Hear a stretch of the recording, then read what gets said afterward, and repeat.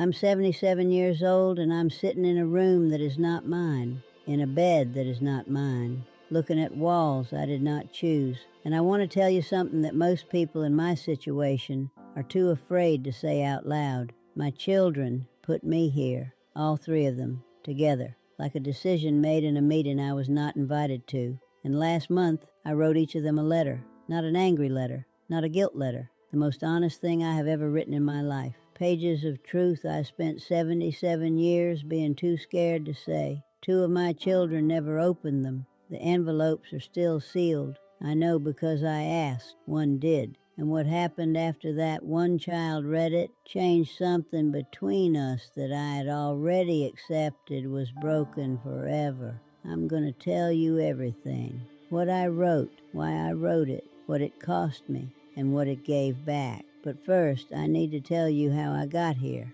because the nursing home is not the real story. The real story started 40 years ago in a house full of people where I was slowly becoming invisible, and I did not even notice it was happening until I was already gone. I raised 3 children, Daniel, the oldest, Patricia, the middle, and Robert, the youngest. I gave those 3 people everything I had, not perfectly, not without mistakes, but completely. My time, my money, my energy, my dreams that I folded up and put in a drawer so I could focus on theirs. My husband Gary passed in 2018, stroke. He was there on a Tuesday and gone by Thursday. 39 years of marriage and it ended so fast, I did not have time to prepare for what came after. The silence, the empty chair at the dinner table, the way a house sounds different when the person who filled it is gone. After Gary died, I stayed in our home for 2 years by myself.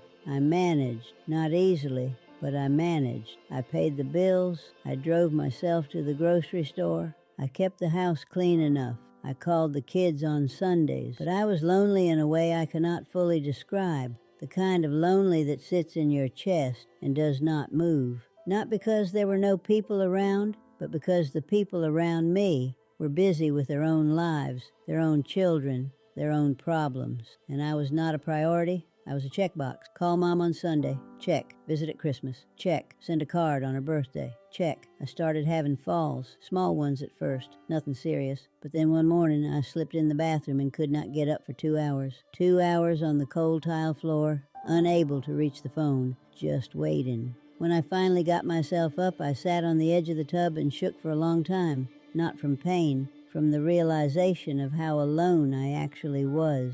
I told Daniel about it. He drove out the following weekend, looked around the house, and said the words I had been dreading without even knowing I was dreading them. He said, "Mom, I think it is time to think about other options, like I was a problem that needed a solution." Over the next few months, the 3 of them had conversations I was partly included in and partly not. There were phone calls between them that I only heard about afterward. There were facility tours that Patricia researched. There was a family dinner where they sat across from me with the look people get when they have already decided something and are just waiting to tell you. Daniel said it would be safer. Patricia said I would have people around me all the time, that I would not be lonely anymore. Robert said almost nothing, just looked at his plate. I said I wanted to stay in my home, that I was not ready,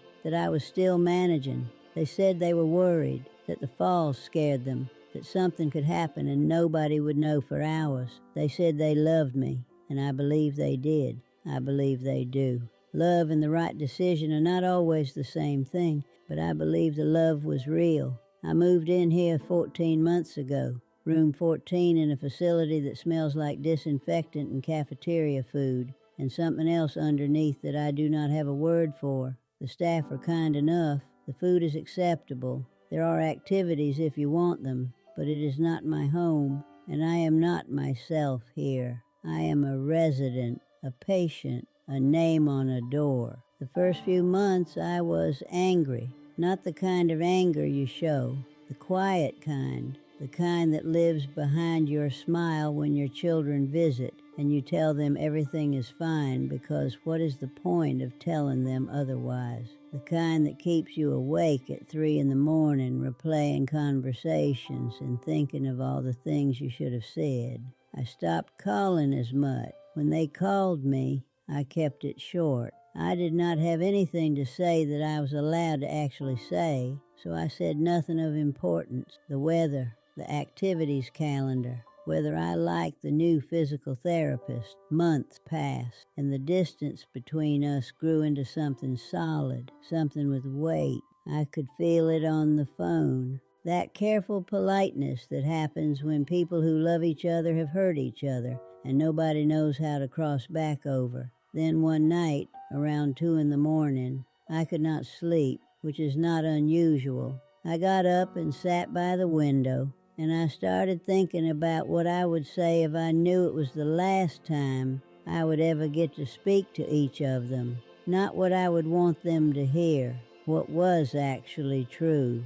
What had been true for years that I had never been able to say because I was their mother, and mothers are supposed to be grateful and uncomplicated and easy to love. I got out a notepad I keep by my bed, and I started writing. And once I started, I could not stop. To Daniel, I wrote about the 2 hours on the bathroom floor, but I also wrote about something older than that. I wrote about how for most of his adult life, I felt like a responsibility to him rather than a person. How every interaction had a slight undertone of management. How he made decisions about my life with the same efficiency he probably made decisions at work. And how that efficiency, while it came from love, made me feel like a problem to be solved rather than a mother to be known. I told him I was proud of the man he became, and I told him that pride had always lived right next to a loneliness I never knew how to name. To Patricia, I wrote about the day she told me 7 years ago that I was too negative,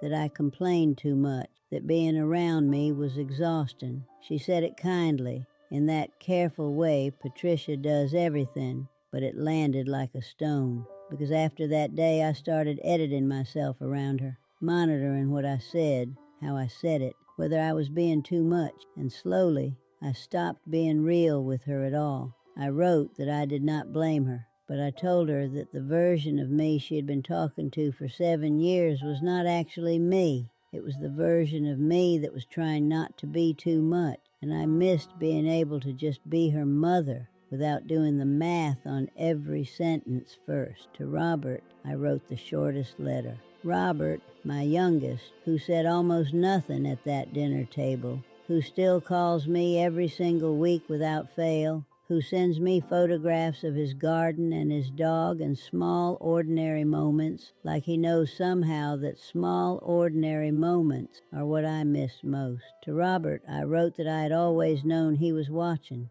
that quiet people see everything, and I had always felt most seen by him. But I also wrote that I needed him to use his voice, that watching is not the same as standing up, that love without action is just feeling, and feeling alone does not change anything. I told him I was not angry at him. I was just asking him to be braver than I was. I sealed all 3 envelopes, and I asked a staff member to mail them for me so I would not lose my nerve. That was 6 weeks ago. Daniel never mentioned it. I do not know if he read it and chose not to respond, or if it is still sitting somewhere unopened. Part of me does not want to know. Patricia sent me a short text 4 days after the letters went out. It said she had received something from me, but was not ready to talk about it yet. That was the last I heard from her. She visited 2 weeks later, and we talked about nothing. She was kind. She was careful. She was the managed version of herself, and I was the managed version of me. And we sat across from each other in this little room and pretended everything was fine. The letter sat between us like something neither of us could touch. Robert called me on a Tuesday night, which was not his usual day. I knew before I picked up that he had read it. He did not start with small talk. He just said, "Mom, I am sorry, not for putting me here. Not a specific apology for a specific act. Just, I am sorry." Like he understood the whole weight of what I had written. Like he had been sitting with it and could not find a bigger word, and something in me broke open. I started crying, not quietly, the kind of crying you do when you have been holding something for a very long time and someone finally hands you permission to put it down. We talked for 2 hours about things we had never talked about before, about what it was like after his father died, about how the three of them had handled the nursing home decision, and how he had disagreed but had not been brave enough to say so at the time, about what he was scared of, about what I was scared of. He told me he was going to talk to Daniel and Patricia, not to force anything, but because what I wrote deserved more than silence. I do not know what will come of it. Patricia may never open her letter. Daniel may never bring it up. This may be the version of things I have to live with for whatever time I have left, but something shifted anyway. Not in my circumstances. I am still in room 14. The walls are still not mine. The bed is still not mine. But I am less invisible than I was, at least to one of them, at least to Robert, who saw me when I asked him to. Here is what I want you to take from this. Not lessons about nursing homes or family decisions, something smaller and harder than that. The people you love do not always know what they're doing to you, not because they do not care,